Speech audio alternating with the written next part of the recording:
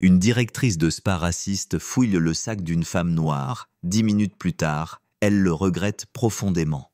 « Je dois vérifier votre sac. » La voix de la directrice résonna dans le spa de luxe alors que tous les regards se tournaient vers la seule femme noire de la pièce. Une cliente blanche venait de signaler la disparition de son portefeuille et, sans hésiter, le personnel s'est concentré sur elle. Un employé s'avança et, d'un geste négligent, vida le contenu de son sac à main sur le sol. Mais ce qui s'est passé ensuite a laissé tout le spa en état de choc. Avez-vous déjà vécu quelque chose de semblable? Partagez votre histoire dans les commentaires. Le hall du spa brillait d'un luxe discret, chaque détail méticuleusement choisi pour impressionner. Une douce lumière ambrée se déversait sur les sols en marbre, se reflétant sur les luminaires en cristal et les murs de verre. Des fauteuils moelleux au ton crème sobre bordaient l'espace, occupés par des femmes bien habillées qui discutaient à voix basse, leurs sacs à main de marque soigneusement posés à leurs côtés. Le parfum subtil de la lavande et de l'eucalyptus flottait dans l'air, se mêlant harmonieusement à la musique classique discrète jouée en fond sonore. Ce n'était pas un endroit pour les gens ordinaires, c'était là que le statut et l'exclusivité venaient se détendre. Les portes vitrées s'ouvrirent lorsque Clara Hara entra. Elle se déplaçait avec une confiance tranquille, sa posture droite et posée. À 40 ans, Clara Hara se tenait avec l'assurance de quelqu'un qui avait gagné sa place dans les salles de conseil et aux tables de négociation. Sa peau d'un brun profond contrastait magnifiquement avec son tailleur crème impeccable. Des bijoux en or minimaliste encadraient son cou et ses poignets élégants, et ses boucles naturelles étaient ramenées en un chignon lisse et soigné.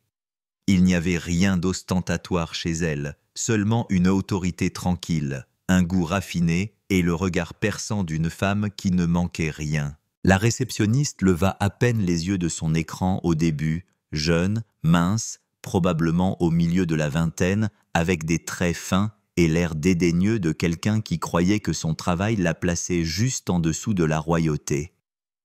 Lorsque ses yeux se levèrent et se posèrent sur Clara, une très légère lueur de surprise traversa son visage.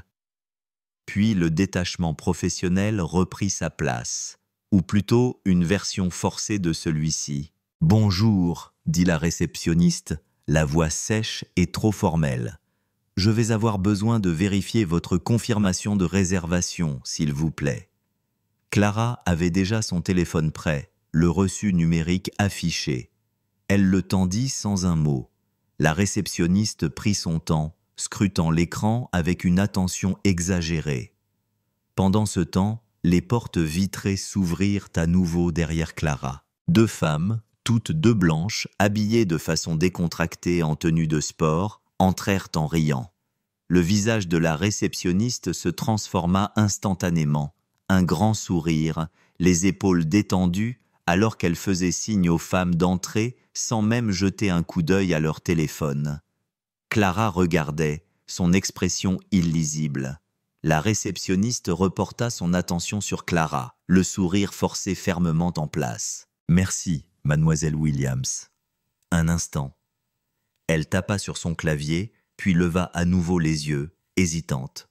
« Maintenant, je vais avoir besoin de voir une pièce d'identité valide également.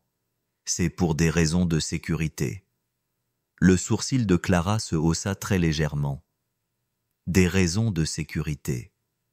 Sa voix était calme, mais portait un certain poids. Le sourire de la réceptionniste tressaillit, vacillant. « Oui, madame, juste une procédure standard pour protéger nos clients et nos installations. » Clara déplaça son regard de manière significative vers les deux femmes qui étaient maintenant escortées plus profondément dans le spa. Sans aucune procédure de ce genre, ses yeux revinrent vers la réceptionniste, stable et froid. « Je vois, dit-elle simplement, sortant sa pièce d'identité de son sac à main. La réceptionniste l'accepta avec l'enthousiasme de quelqu'un qui manipule un document légal, la scannant minutieusement avant de la lui rendre. Il n'y eut aucune excuse, aucun adoucissement de son ton rigide. « Merci. Tout est en ordre. » Sa main plana incertaine au-dessus du clavier avant qu'elle ne se force à taper. « Je vais traiter votre enregistrement maintenant. » De l'autre côté du hall, les deux femmes sirotaient déjà de l'eau infusée aux fruits offertes, discutant avec un autre membre du personnel, leur processus d'enregistrement se déroulant sans heurts et sans effort. Clara ne dit rien. Elle accepta sa pièce d'identité, la rangea et attendit avec la patience tranquille de quelqu'un qui était entré dans des pièces bien plus froides que celle-ci. Salle de conseil, assemblée d'actionnaires, négociation de contrats avec des hommes qui l'avaient sous-estimé de la même manière. La réceptionniste hocha finalement la tête. « Un de nos employés sera avec vous sous peu. » Son sourire était fragile maintenant, se fissurant sur les bords. Quelques instants seulement s'écoulèrent avant que Mera ne s'approche. Elle semblait avoir la trentaine, petite avec des yeux gentils et une attitude professionnelle. Contrairement à la réceptionniste, l'expression de Mera était ouverte, bien qu'il y ait eu la plus légère lueur de malaise alors qu'elle regardait Clara, comme si elle reconnaissait silencieusement ce qui venait de se passer. « Je vais m'occuper de vous aujourd'hui, madame, » dit Mera. Sa voix était douce mais ferme. Par ici, Clara suivit, ses pas mesurés, son regard fixe alors qu'elle disparaissait au cœur du spa, laissant derrière elle le poids silencieux d'un jugement tacite et la tension persistante qui s'accrochait à l'air comme de l'humidité. Mera conduisit Clara dans un couloir calme, bordé de portes en verre dépoli et d'œuvres d'art encadrées qui coûtaient probablement plus que ce que la plupart des gens gagnaient en un mois. L'air était plus chaud ici, lourd d'huiles essentielles et du faible bourdonnement de la musique d'ambiance provenant de haut-parleurs cachés. Des pas feutrés résonnèrent derrière eux alors qu'un autre membre du personnel passait, offrant à Mera un signe de tête polie, mais évitant entièrement le contact visuel avec Clara. À l'intérieur de la salle de traitement, l'atmosphère changea. Elle était plus sombre, sereine, les lumières tamisées pour une lueur apaisante. Un fauteuil moelleux et des produits soigneusement disposés attendaient. Mera fit un geste vers le siège. « Vous pouvez vous installer confortablement », dit-elle doucement. Clara s'installa sans un mot. Sa posture restait posée, mais la légère tension dans sa mâchoire trahissait son irritation persistante. Elle n'était pas étrangère à ces moments, les regards voilés, l'hostilité polie enveloppée dans des sourires d'entreprise.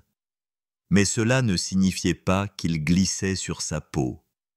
Il se déposait en couches comme une fine poussière s'accumulant silencieusement au fil du temps. Alors que Mera préparait les produits, Clara l'observait attentivement. Il y avait de la gentillesse sur son visage, mais aussi de l'inconfort. Comme une femme parfaitement consciente de sa place au sein d'une hiérarchie tacite. Ce n'était pas personnel, c'était structurel. Clara l'avait vu 1000 fois. Mera travailla en silence pendant quelques minutes, ses mains stables, mais ses yeux vacillant parfois vers Clara, l'incertitude nageant sous son masque professionnel. Finalement, elle parla, sa voix basse. « Je suis désolée pour tout à l'heure, ce n'est pas toujours comme ça. » Les yeux de Clara restèrent fixés sur elle. Vraiment, les mots ce n'étaient pas vifs, mais ils avaient du poids. Mera hésita, les lèvres pincées, puis offrit un faible sourire entendu. « Peut-être que si », admit-elle tranquillement, retournant à sa tâche. Avant que Clara ne puisse répondre, une voix aiguë perça le calme. De quelque part près du hall d'entrée, le ton frénétique d'une femme traversa l'air, strident et paniqué. « Mon sac, quelqu'un a fouillé dans mon sac. Je ne trouve plus mon portefeuille. » Le bourdonnement de la playlist du spa sembla soudain lointain, remplacée par une rumeur montante de chuchotements anxieux à l'extérieur. En quelques secondes, la porte de la salle de traitement s'entr'ouvrit alors qu'un autre membre du personnel passa la tête, le visage crispé par l'inquiétude. « Vous devriez peut-être venir » dirent-ils à Mera, les yeux se posant brièvement sur Clara avec une méfiance non dissimulée. Clara se leva sans attendre qu'on le lui demande, suivant Mera vers le hall. Alors qu'ils entraient en vue, la scène se déroula rapidement. Une femme, la cinquantaine, bien habillée, se tenait près du bureau de la réception, visiblement troublée. Son sac à main de marque était ouvert, son contenu fouillé à la hâte. Sa voix résonnait, aiguë d'indignation. Il était juste là. Mon portefeuille Chanel a disparu. Plusieurs clients s'attardaient à proximité, observant, mais ce n'était pas leur regard qui tendait l'air. C'était la supposition tacite qui balaya la pièce au moment où Clara apparut. Leurs yeux se tournèrent vers elle, prudents, lourds d'un jugement silencieux. La réceptionniste se tenait derrière le bureau, adoptant un ton qui oscillait au bord d'une fausse objectivité. « Nous allons examiner la situation, madame », assura-t-elle à la femme en détresse. Puis, sans perdre un instant, elle ajouta avec une précision calculée.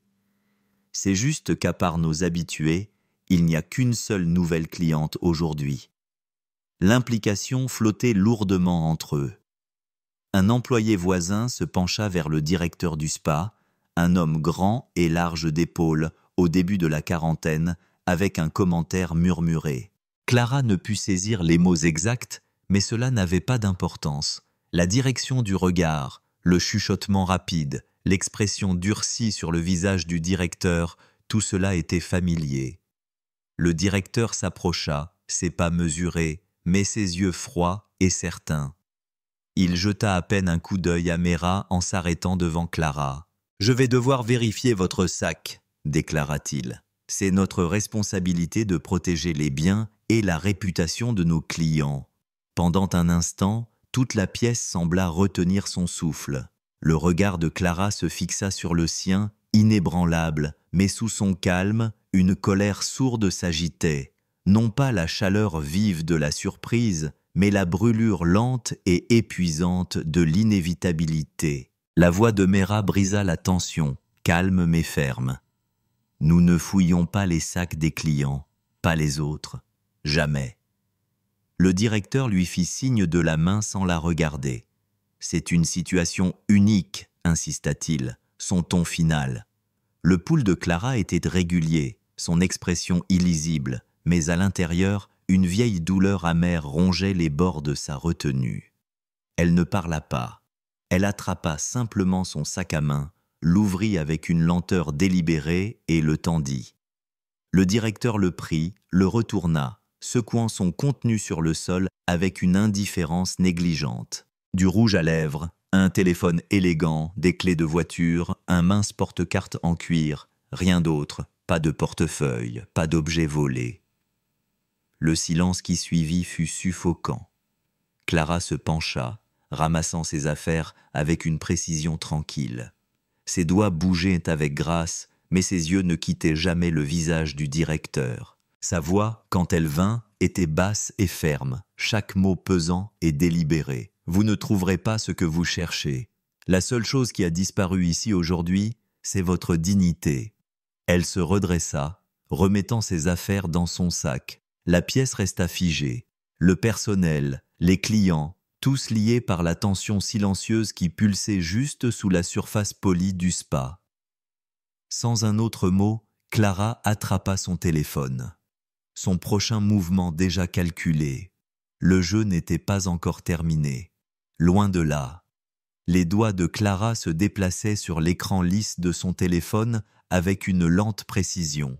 Son expression restait illisible, ses mouvements calmes, mais sous cet extérieur soigneusement contrôlé, une tempête silencieuse couvait. Des années dans les affaires lui avaient appris que le contrôle était le pouvoir, et elle ne renonçait jamais à aucun des deux.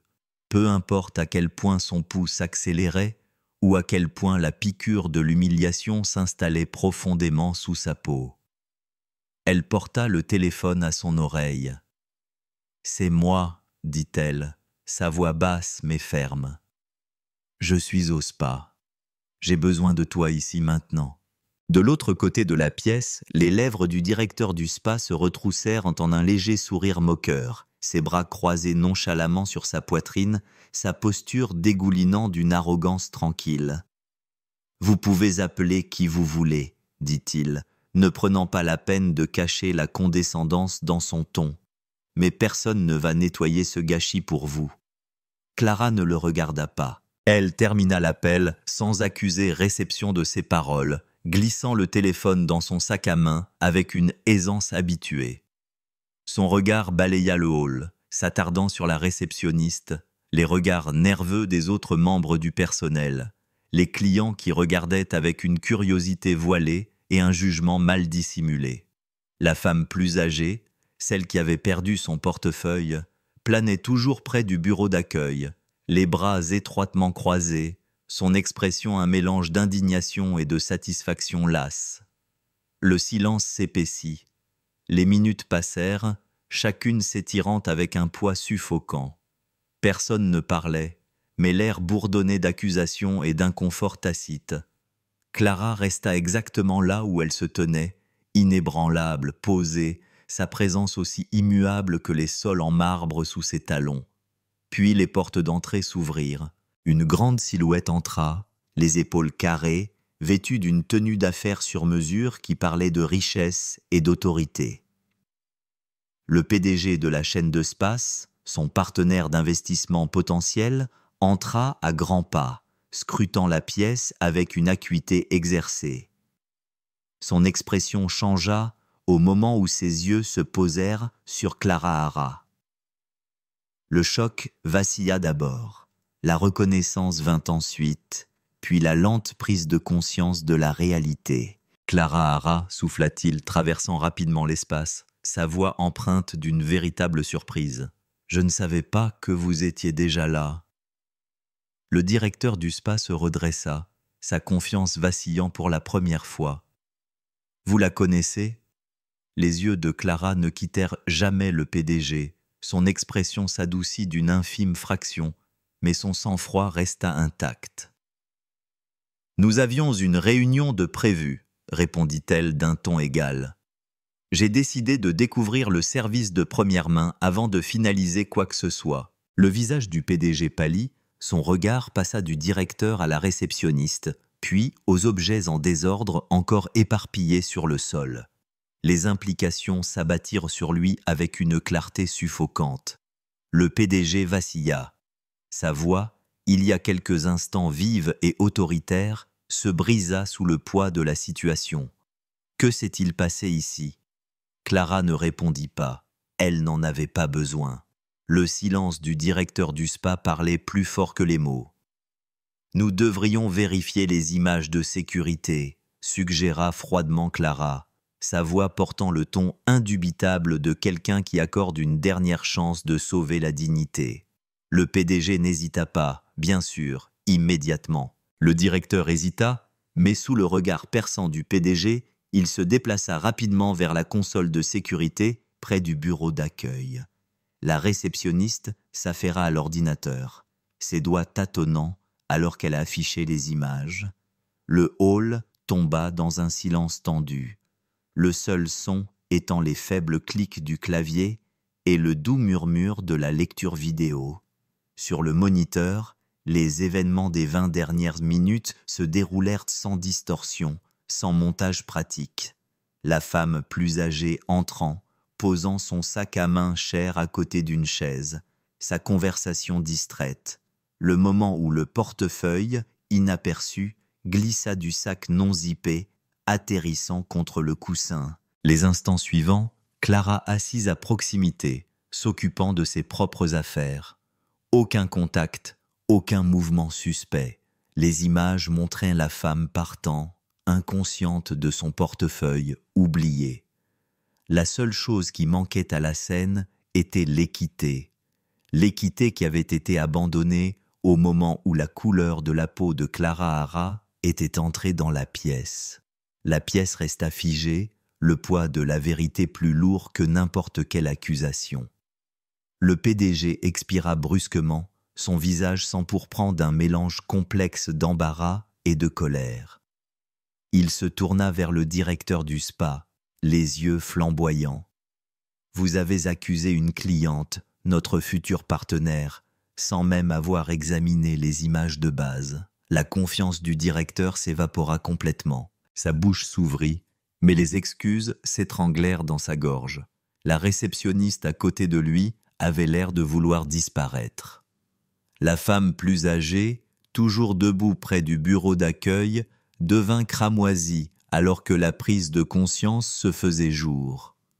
Elle porta une main à sa bouche, la culpabilité vacillant derrière ses yeux, mais pas assez pour justifier des excuses. Clara se pencha pour récupérer le reste de ses affaires sur le sol, ses mouvements lents, délibérés. Sa voix, quand elle vint, était douce, mais bordée d'une finalité tranquille. « Je pense que nous en avons assez vu, » dit-elle, murmurant. Le PDG s'avança, son expression suppliante maintenant. « Clara Hara, s'il vous plaît. Ceci, c'était un incident isolé. » Elle leva une main, le faisant taire avec rien de plus qu'une autorité calme. « Vous n'avez pas besoin de vous expliquer, » répondit-elle froidement. « Mais vous devez comprendre, si c'est ainsi que votre personnel traite les clients, en particulier ceux qui ne correspondent pas à votre esthétique, alors je ne suis pas intéressé à associer mon entreprise à votre marque. » Les mots tombèrent avec une précision chirurgicale, coupant à travers la tension avec une clarté impitoyable. Meera se tenait à une courte distance, les yeux écarquillés, son expression illisible, mais Clara y perçut la faible lueur de quelque chose. Soulagement, admiration, gratitude. C'était subtil mais indubitable. Le regard de Clara s'adoucit, ne serait-ce que légèrement, alors qu'elle fouillait dans son sac à main et en sortait une élégante carte de visite.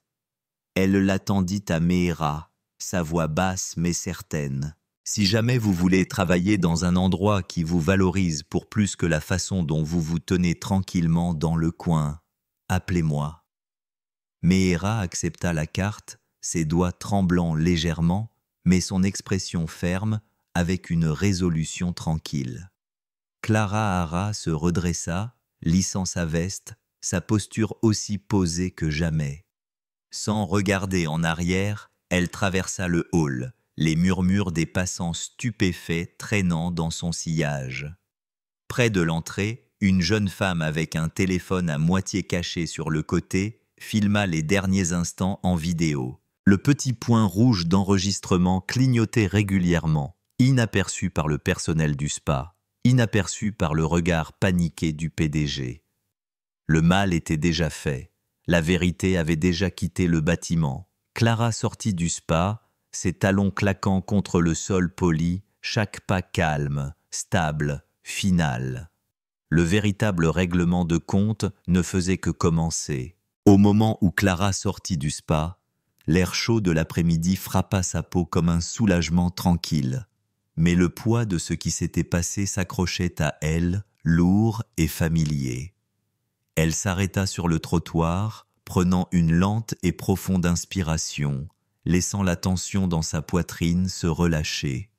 Pouce par pouce, derrière elle, à travers les portes en verre immaculées, le chaos qu'elle avait laissé derrière elle couvait, les visages rouges d'embarras. Elle ne regarda pas en arrière. Son téléphone vibra, un bourdonnement régulier dans sa main. Déjà des notifications. Les médias sociaux se déplaçaient plus vite que les excuses. Clara glissa le téléphone dans son sac à main, sa décision prise bien avant que la vidéo ne soit mise en ligne. Le temps qu'elle retourne à son bureau, les retombées avaient commencé. Son assistante la rejoignit à l'ascenseur, tablette à la main, les yeux écarquillés d'une urgence contenue. « C'est partout, » dit l'assistante, marchant à ses côtés. La vidéo est devenue virale. Twitter, Instagram, même LinkedIn. Les gros titres parlent déjà d'un désastre de relations publiques pour eux. Les gens sont furieux. Clara hocha légèrement la tête, son expression posée, ses talons claquant doucement sur les sols en marbre de son siège social. « Bien, » répondit-elle simplement. Dans l'élégante salle de conférence, son conseiller juridique et son directeur de la communication attendaient déjà.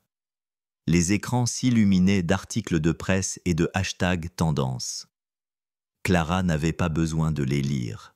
Elle savait exactement à quelle vitesse l'opinion publique se retournait lorsque la vérité finissait par percer la surface.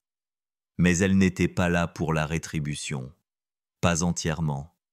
Elle était là pour la clarté et pour le genre de décision qui ne laissait pas de place à une seconde chance. Le PDG de la chaîne de Space appela 3 fois cet après-midi.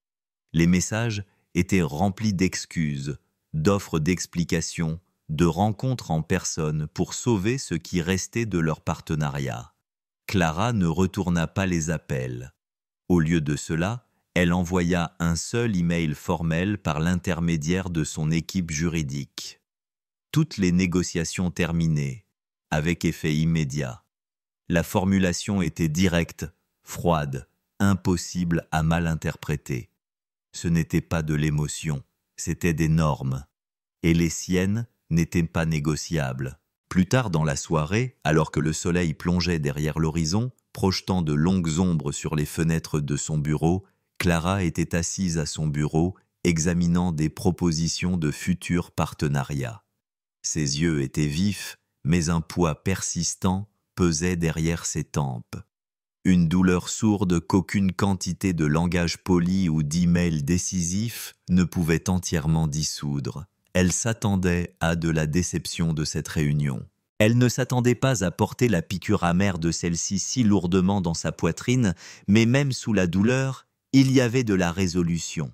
Elle était sortie de ce spa avec sa dignité intacte et avait laissé la leur en éclats derrière elle. Un léger coup interrompit ses pensées. La porte s'entr'ouvrit et son assistante jeta un coup d'œil à l'intérieur. « Il y a quelqu'un ici pour vous voir, » dit l'assistante. « Mera. » Le sourcil de Clara se haussa, la surprise vacillant sur son visage pour la première fois de la journée. Un instant plus tard, Mera entra, les épaules carrées, avec une détermination tranquille. La douce appréhension dont Clara se souvenait plus tôt était toujours là, mais en dessous, quelque chose de plus fort maintenant, une décision prise. « Je n'étais pas sûr que vous feriez vraiment une offre, » dit Mera, tenant la carte de visite que Clara Hara lui avait donnée. « Mais je ne pouvais pas rester là après ce qui s'est passé. Pas après avoir vu avec quelle facilité ils se sont retournés contre vous, et avec quelle facilité ils se sont retournés contre moi auparavant de manière plus discrète. » Clara se pencha en arrière dans son fauteuil, étudiant la jeune femme en face d'elle. La posture de Mera n'était pas parfaite, mais il y avait du courage sous les nerfs.